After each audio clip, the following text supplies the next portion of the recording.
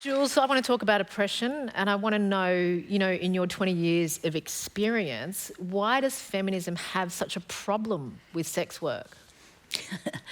That's a big question. Yeah. Look, I think it comes from a lot of the times what I found that it does come from misconceptions.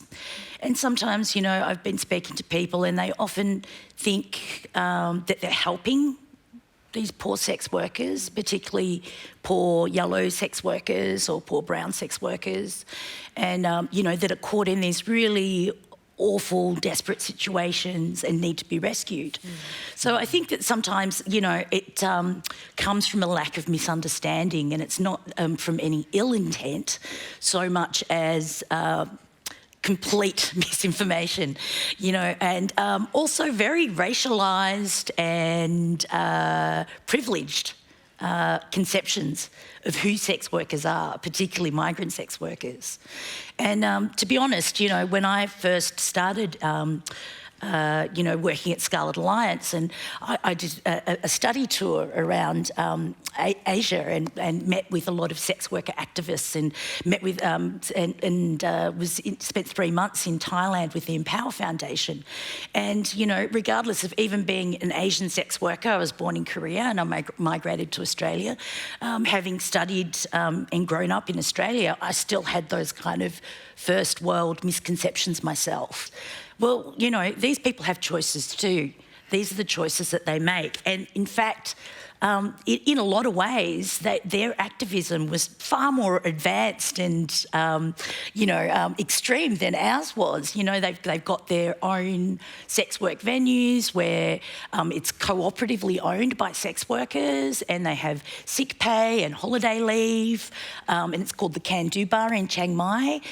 They've got, sex worker centres everywhere, and yet we don't hear about these kinds of things. When we hear about Thai sex workers, it's about these poor trafficked sex workers that are, trapped and, need to be rescued. For me, and for many of my other sisters who I worked with on the street, look, I came into the industry in 1986, so decrim was nowhere to be seen. We were working in a criminalised state. So what was happening there was that we just, we didn't have rights. So sex workers didn't have rights back then. And we didn't have rights in the way where if something happened to us on the street, we couldn't report it. And if something happened with a client, we couldn't report it. And the clients knew it.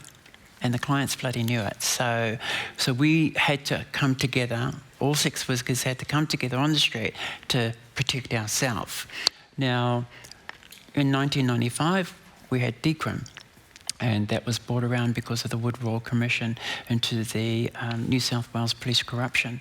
And the corruption was unbelievable back in the day. We had brown paper bags with money hidden, tucked away and given to parlour owners so that they wouldn't get raided.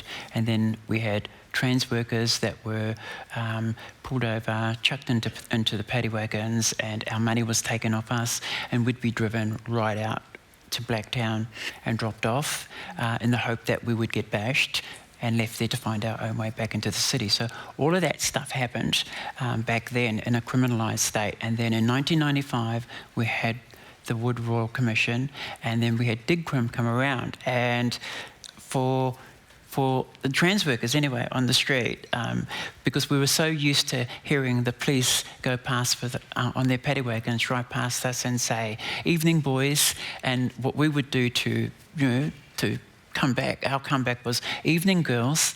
And so it kind of and what could you do? I mean, there was nothing we could do about it, we couldn't report to them who were doing that to us.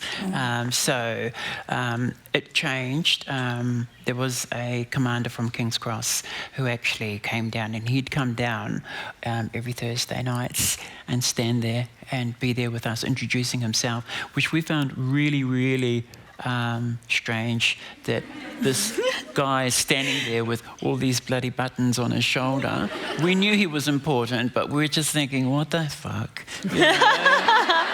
You know, I mean, you guys are coming down there throwing shit at us. Now we've got the big brass down here. So, but he made a big change for sex workers down there. He changed the way that his officers treated us.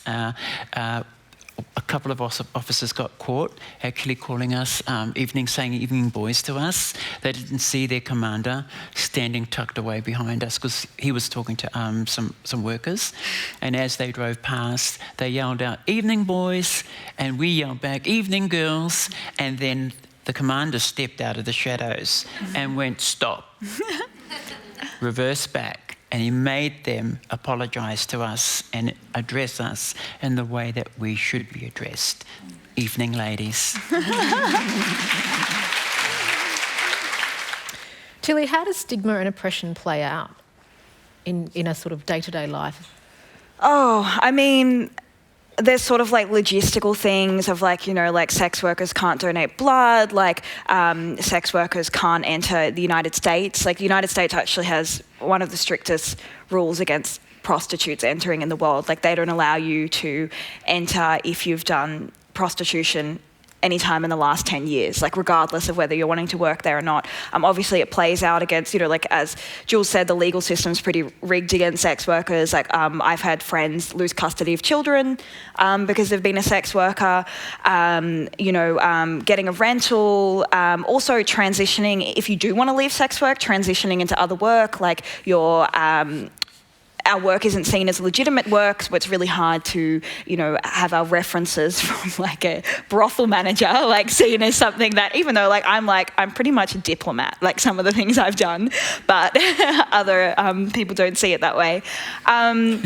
Yeah, so it comes lots of things like that, but then it also happens in more personal things. You know, it can be very hard to date as a sex worker, and I find I have sometimes settled for relationships, and I know other sex workers who have that particularly healthy relationships because you're just grateful to get anyone who will date you, because you're not seen as desirable in that kind of way, like not someone who wants to be brought home to parents, or maybe not someone, you know, maybe you're good enough to mess around with but not good enough to have children with, or like whatever. So it comes, you know, the stigma is something that you come up against every single day. And as Chantel was saying, like, it's not something, unfortunately, that legislation changes. Like, I think something like stigma is like much more cultural and deeply ingrained, and unfortunately can't be changed like that, like laws can.